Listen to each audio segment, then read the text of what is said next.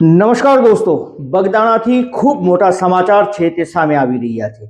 Navneet Baldiya case જે બબાલ ચાલી રહી હતી, જે નવનીત બાલદિયા ઉપર હુમલો થયો હતો અને ત્યારબાદ જે ન્યાયની માંગ થઈ રહી હતી તેને લઈને સૌથી મોટી ખબર છે તે બગદાણાથી સામે આવી રહી છે। મારી પાછળ જે દ્રશ્યોમાં દેખાય છે તે બગદાણાના દ્રશ્યો છે અને બગદાણામાં બબાલને લઈને કોળી સમાજના જે આગેવાનો દ્વારા આત્મવિલોપનની ચીમકી આપવામાં આવી હતી। આ મામલે ખૂબ મોટી ખબર છે તે સામે આવી રહી છે। બે લોકો જે આત્મવિલોપન કરવા પહોંચ્યા હતા તેને પોલીસે પકડી પાડ્યા છે અને આ બંને લોકોને પોલીસે અટકાયત કરી છે। શું સમગ્ર મામલો છે આવો વિસ્તારથી જાણીએ। નમસ્કાર દોસ્તો, હું છું દિલીપ મોરી અને આપ જોઈ રહ્યા છો નમસ્તે ગીર। બગદાણા નવનીત બાલદિયા કેસ છે તેને લઈને આ મોટી ખબર બગદાણાથી સામે આવી રહી છે।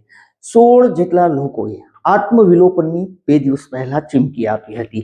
એક પોસ્ટ છે જે કોળી સમાજના ગ્રુપ છે ત્યાંના વાયરલ થઈ હતી અને તેમાં જે અલગ અલગ આગેવાનો છે તેના દ્વારા જે યુવાનો છે તેના દ્વારા આત્મવિલોપનની ચીમકી આપવામાં આવી હતી। એ પોસ્ટમાં એવું કહેવામાં આવ્યું હતું કે 14 તારીખ સુધીમાં ન્યાય ન મળે તો 15 તારીખે બપોરે તે આત્મવિલોપન કરશે। આવો એક મેસેજ છે તે વાયરલ થયો હતો, પરંતુ તેની માગણી હતી કે જે નવનીત બાલદિયાએ જે વ્યક્તિનું નામ આપ્યું છે તેમની સામે ફરિયાદ નોંધવામાં આવે, તેમની પૂછપરછ કરવામાં આવે, તટસ્થ કાર્યવાહી કરવામાં આવે, આવી કંઈક માંગો હતી। પરંતુ 14 તારીખ બાદ અમે ગઈકાલે જ વિડીયો બનાવ્યો હતો કે 15 અને 17 તારીખ ખૂબ મહત્વની રહેવાની છે અને આજે આ સમગ્ર મામલે આ યુવાનો છે તે બગદાણા પહોંચ્યા હતા અને ત્યાં આત્મવિલોપનનો પ્રયાસ કર્યો હતો એવું પણ ઘણા મીડિયા રિપોર્ટ્સ દાવો કરી રહ્યું છે। સોશિયલ મીડિયા રિપોર્ટ્સ કે આ બે યુવાનો છે તે પોતાના શરીર ઉપર જ્વલનશીલ પદાર્થ છાંટ્યું હતું, પ્રવાહી છાંટ્યું હતું, પરંતુ પોલીસે આ જે પ્રયાસ છે તેને નાકામ બનાવ્યો છે અને આ બંને યુવાનોને પોલીસે પકડીને અટકાયત કરી છે।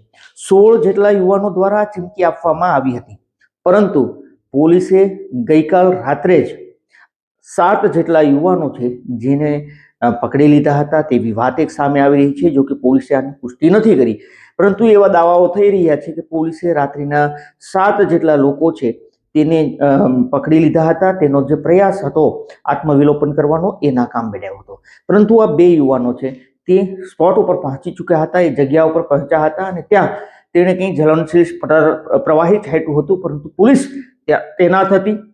આખો વિસ્તાર છે પોલીસ છાવણીમાં ફેરવાયો હતો અને પોલીસે આ બંને યુવાનોની અટકાયત કરી લીધી છે। જોકે તેણે નારેબાજી કરી હતી અને નવનીત બાલદિયા છે તેને ન્યાય આપો તેવા નારા પણ લગાવતા દ્રશ્યો બગદાણાથી અત્યારે સામે આવી રહ્યા છે। આ સિવાય એક સૌથી મોટી ખબર બીજી સામે આવી રહી છે। કોઈ હમીરભાઈ નામના વ્યક્તિ છે જેમણે ફેસબુક લાઈવ કરીને નવનીત બાલદિયા છે જેના ઉપર હુમલો થયો છે તેમના ઉપર ગંભીર આરોપો લગાવ્યા છે।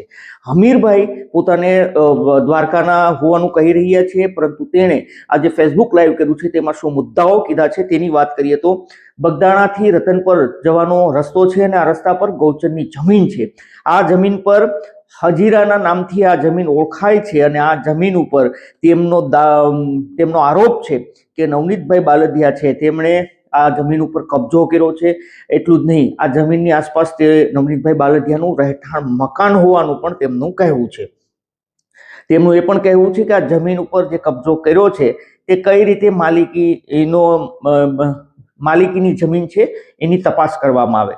તો નવનીત બાલદિયા ઉપર એક આક્ષેપ લાગ્યો છે। બીજો આક્ષેપ તેને લગાવ્યો છે કે રતન પર જતા રસ્તા પર ઈંટનો ભઠ્ઠો છે જે નવનીતભાઈ બાલદિયાનો છે।